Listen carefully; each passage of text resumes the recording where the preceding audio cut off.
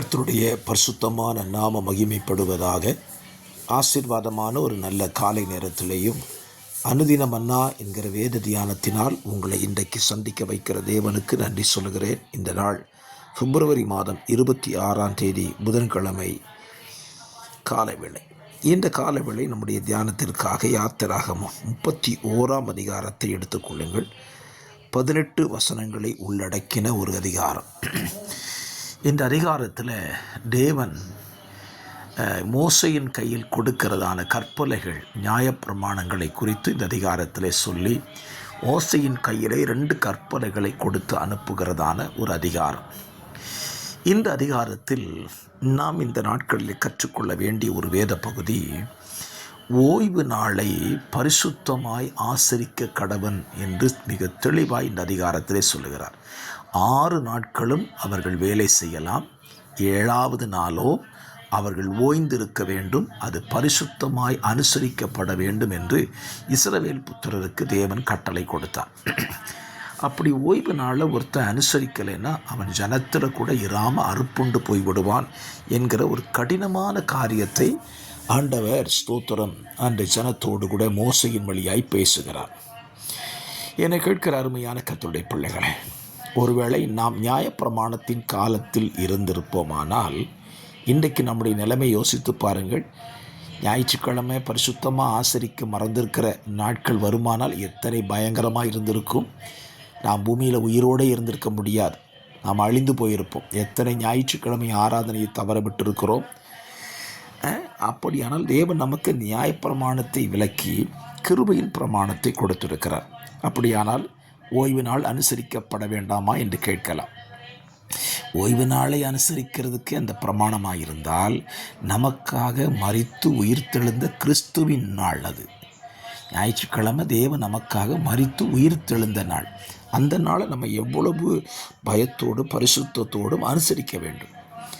தேவன் உயிர்த்தெழுந்த நாளை கூட நம்மளால் இன்றைக்கி என்ன செய்ய முடியல, அனுசரிக்க முடியல. இதில் அநேகர் இன்றைக்கு தவறி கொண்டு இருக்கிறார்கள். ஞாயிற்றுக்கிழமை ஆகிவிட்டது என்றாலே ஆலயத்துக்கு வருவதை எப்படியெல்லாம் தவிர்க்க முடியுமோ அப்படியெல்லாம் யோசிக்கிறார்கள்.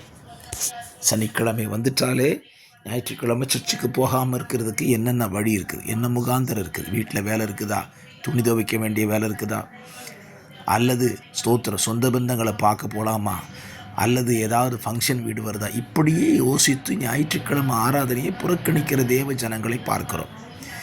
ஒருவேளை நீங்கள் அந்த நிலையில் இருந்தால் உங்களை திருத்திக் கொள்ளுங்கள் என்று தான் நான் சொல்லுவேன். அப்படி ஞாயிற்றுக்கிழமை ஆராதனையை தவிர்க்க நீங்கள் ஒரு நாளும் யோசிக்க வேண்டாம். ஞாயிற்றுக்கிழமை ஆராதனையை எப்படியாகிலும் ஆலயத்துக்கு சென்று விடுவேன், தேவனை ஆராதிக்க சென்று விடுவேன் என்கிற தீர்மானத்தை நீங்கள் எடுப்பீர்களானால் அது தேவனுக்கும் பிரியமாயிருக்கும், உங்களுக்கும் அது ஆசீர்வாதமாயிருக்கும். இந்த அதிகாரத்தில் தேவன் இந்த ஓய்வு நாளை எவ்வளவு அழுத்தி சொல்லியிருக்கிறான்னு பாருங்கள். ஆகவே என்னை கேட்கிற அருமையான கர்த்தருடைய பிள்ளைகளை, உங்கள் வாழ்க்கையில் தேவன் நமக்கு தந்த இந்த பரிசுத்த நாளை எப்படி நீங்கள் அனுசரிக்கிறீங்க?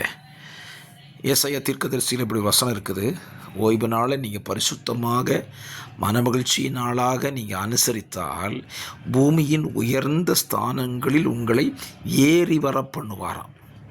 உயர்ந்த இடத்துக்கு, பூமியிலேயே உயர்ந்த இடத்துக்கு நீங்கள் போகணும் அப்படின்னா பரிசுத்த நாளை, ஓய்வு நாளை பரிசுத்தமாக ஆசரிக்க நினைக்கணும். ஞாயிற்றுக்கிழமை ஒரு விசுவாசி ஞாயிற்றுக்கிழமை ஆராதனையை சரியாக கடைபிடிச்சிட்டு வந்தான் அப்படின்னா நிச்சயமாக நான் சொல்லுவேன், அவன் தேசத்தில் மாத்திரமல்ல பூமியிலே அவன் உயர்ந்திருக்கக்கூடிய ஒரு நிலைக்கு கர்த்தர் அவனை கொண்டு போவார். ஆகவே இந்த நாளில் ஒரு நல்ல தீர்மானத்தோடு இந்த நாளை துவங்குங்கள். ஆண்டவரே, இனி வருகிற நாட்களிலாவது ஞாயிற்றுக்கிழமையை பரிசுத்தமாய் ஆசரிக்க நான் நினைக்க தவற மாட்டேன். ஆண்டவரே, ஞாயிற்றுக்கிழமை சபை ஆராதனையில் தவறாமல் நான் பங்கெடுப்பேன் என்று சொல்லி நீங்கள் ஒப்பு கொடுத்து பாருங்கள். உங்களுக்கு ஒரு ஆசீர்வாதம், தேவனுக்கு அது மகிழ்ச்சியாக இருக்கும். ஜெபிக்கலாமா? பரிசுத்தமுள்ள நல்ல பிதாவே, இந்த நல்ல காலவெளியிலையும் தியானிக்க தந்த வசனத்தின்படியே தேவனுடைய பரிசுத்த நாளை, பரிசுத்த ஆராதனையை மகிழ்ச்சியோடு ஆசரிக்க நம்முடைய பிள்ளைகளுக்கு இரக்கம் செய்யுங்க. அப்படி செய்து நம்முடைய பிள்ளைகளை சந்தோஷப்படுத்தும், அவர்களும் சந்தோஷமாக இருக்கட்டும். இயேசுவின் நாமத்தில் பிதாவே, ஆமென், ஆமென்.